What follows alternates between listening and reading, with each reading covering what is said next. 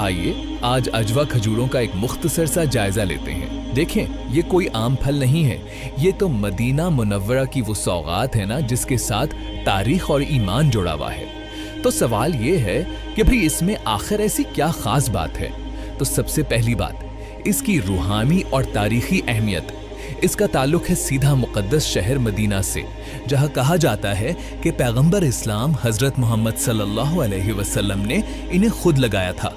और हदीस में भी आता है कि जो कोई सुबह 7 अजवा खजूरें खा ले, उस दिन उसे ना तो कोई जहर असर कर सकता है और ना ही जादू।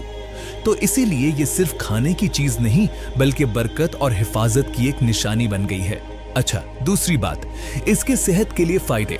लोग इसे ग़िज़ाइयत का पावर हाउस क्यों कहते हैं भला? वो इसलिए क्योंकि ये पोटेशियम, मैग्नीशियम और एंटीऑक्सीडेंट से भरी हुई है। और बात यहीं खत्म नहीं होती, ये आपके दिल को भी सहारा देती है, बीमारियों से लड़ने में मदद करती है और यहाँ तक कि ज़हनी तनाव को कम करने में भी काम आती है। और आखिर में तीसरी बात, ये ईमान और सेहत का एक जबरदस्त इम्तिजाज है। यही वो चीज है जो इसे दुनिया की बेहतरीन खजूरों में से एक बनाती है। और हाँ, इसीलिए ये इतनी महंगी भी है। इसकी वजह यह है कि ये मदीना में बहुत कम उगती है, इसकी रूहानी अहमियत बहुत ज्यादा है और पूरी दुनिया में इसकी मांग भी बहुत है।